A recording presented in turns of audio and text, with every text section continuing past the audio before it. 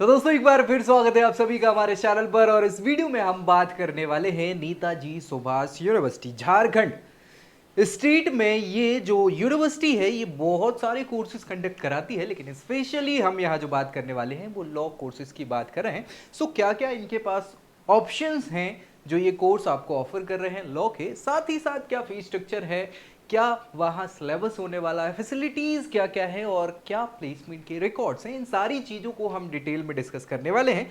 साथ ही साथ यहाँ के बच्चों के रिव्यूज़ क्या है यूनिवर्सिटी को लेके, क्या आपके लिए ये हो सकती है फिट या नहीं, क्या और ऑप्शंस देखने, इन सारी चीज़ों पे हम यहाँ डिस्कस करेंगे। सो आखिर तक वीडियो को देखना है ताकि सारी चीज़ें क्लियर हो जाएं, और साथ ही साथ दोस्तों को भी शेयर कर देना है ताकि उन तक भी ये जानकारी पहुंच जाए।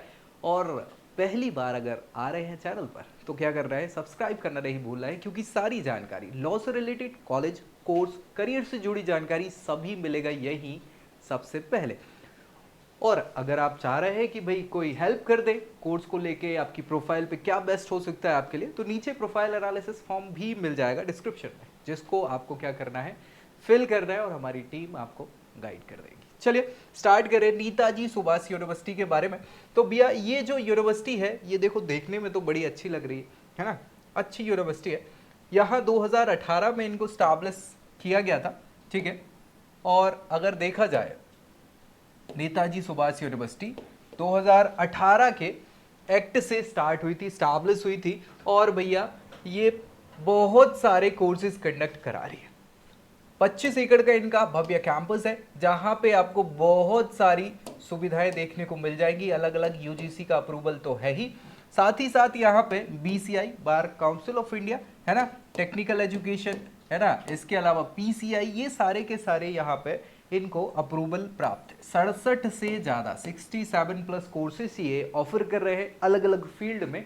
हमारे लॉ के लिए तो 3 ही कोर्स हैं, एलएलबी, एलएलएम और बीबीए एलएलबी, ठीक है। ये ऑप्शंस आपको मिल जाते हैं यहाँ पे। इनके जो कोलैबोरेशंस हैं, एमओयूज हैं, वो एक तो डेटाबेस से, the institute of company secretariat, ये आईसीएसआई, इनसे इनके क्या है भाई, हाँ एमओयूज है, कोलैबोरेशंस है, जिसके द्वारा बच्चों को बहुत सारी इंटर्नशिप और नई चीज़ें सीखने को मिल जाती है। अभी फिलहाल हम बात करें अपने लॉ कोर्सेज की। सो जैसा मैंने आपको बताया, एलएलबी, बीबीए एलएलबी ऑनर्स और एलएलएम, ये कोर्स ये कंडक्ट करा रहे हैं, ऑफर कर रहे हैं। ये दोनों कोर्स जो हैं यूजी कोर्सेज है। ये 3 ईयर का प्रोग्राम है एलएलबी का, 5 year integrated programme BBA LLB honours का रहेगा। सेमेस्टर वाइज अगर देखें तो 6, 10 और ये 2 साल का एलएलएम 4 सेमेस्टर का आपका होगा। फीस स्ट्रक्चर की बात करें, अगर एलएलबी कोर्स आप कर रहे हैं तो 1,80,000 1,80,000 रुपये आपका फीस स्ट्रक्चर है। यहाँ पे 3 लाख रुपए करीब बीबीए एलएलबी का फीस स्ट्रक्चर है, और 1,40,000 जो है एलएलएम कोर्स के लिए फीस स्ट्रक्चर रहेगा। ये हमने प्रोग्राम पे डिस्कस कर ही लिया है, यूजी और पीजी प्रोग्राम ये ऑफर आपको कर रहे हैं। एलिजिबिलिटी क्या होनी चाहिए इन कोर्सेज को लेके, सो भाई एलएलबी अगर आप करना चाह रहे हैं तो हमें पता है कि ग्रेजुएशन आपकी किसी रिलेवेंट फील्ड में होनी चाहिए, ठीक है। 45% मार्क्स चाहिए अगर आप जनरल कैटेगरी को बिलोंग करते हैं। इसके अलावा 42% ओबीसी कैटेगरी को बिलोंग करते हैं और 40% एससी एसटी कैटेगरी को बिलोंग करते हैं। तो साथ ही साथ बीबीए एलएलबी की अगर बात करें तो 12th क्लास आपकी पास होनी चाहिए। 45% marks again general category, 42 OBC और 40% एससी एसटी कैटेगरी के बच्चों के लिए रिक्वायर्ड रहता है। एलएलएम के लिए आपको या तो बीबीए एलएलबी या सिंपल एलएलबी, कोई भी एक ग्रेजुएशन आपकी लॉ फील्ड में होनी चाहिए। 50% के मार्क्स का क्राइटेरिया इन्होंने रखा हुआ है। सो आप ये कोर्सेज यहाँ से देख सकते हैं, रेस्पेक्टिव यूजी या पीजी कोर्स जो आप करना चाहें। सिलेबस की अगर हम बात करें, एलएलबी 6 सेमेस्टर प्रोग्राम रहेगा।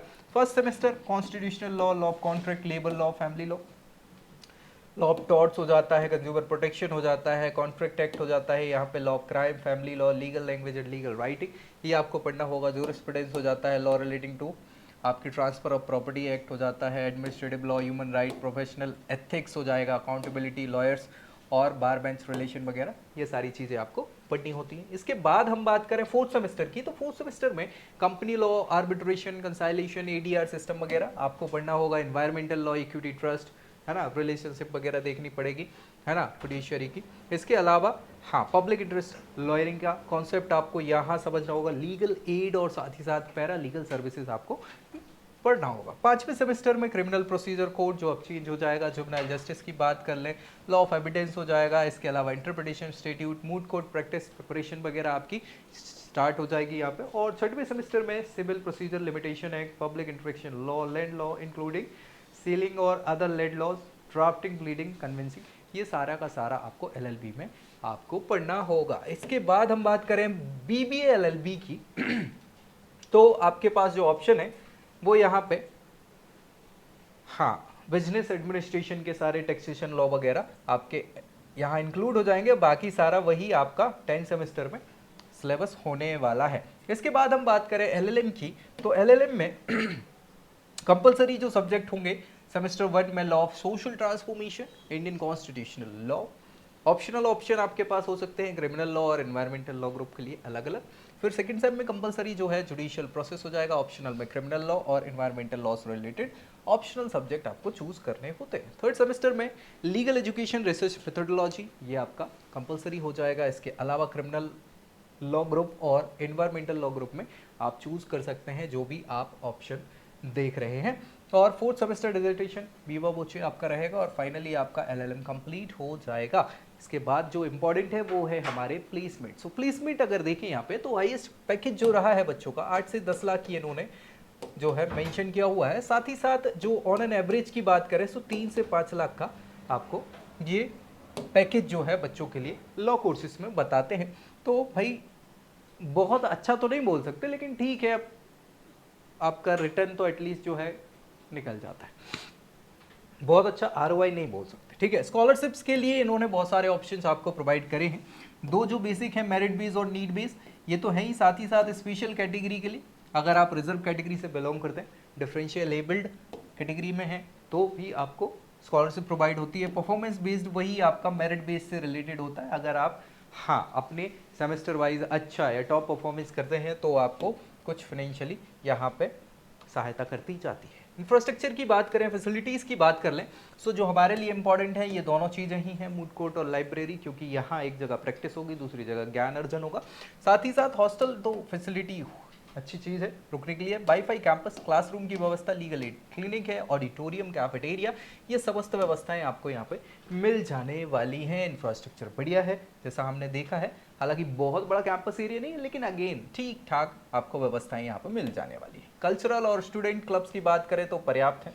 Debate society, moot court society, sports club, literary, drama, theatre, music, dance, legal aid, photography, environmental club, ये सारी व्यवस्थाएं आपको यहाँ पे बहुत सारे क्लब्स के रूप में देखने को मिलेगी। ट्रांसपोर्टेशन की बात करें तो क्या है, क्योंकि यार लोकेशन बहुत मायने करते ही हैं, रखती हैं चीज़ें, तो बहुत सारी व्यवस्थाएं हर प्रकार की एक प्रकार से देख लें तो बस फैसिलिटी है ही, आसपास आपको बहुत सारी लोकल और इंटरसिटी बस सर्विसेज मिल जाती हैं। Railway station Ranchi railway station के पास से ही सारी चीज़ें हैं। एयरपोर्ट जो है वो बिरसा मुंडा एयरपोर्ट रांची का है ही।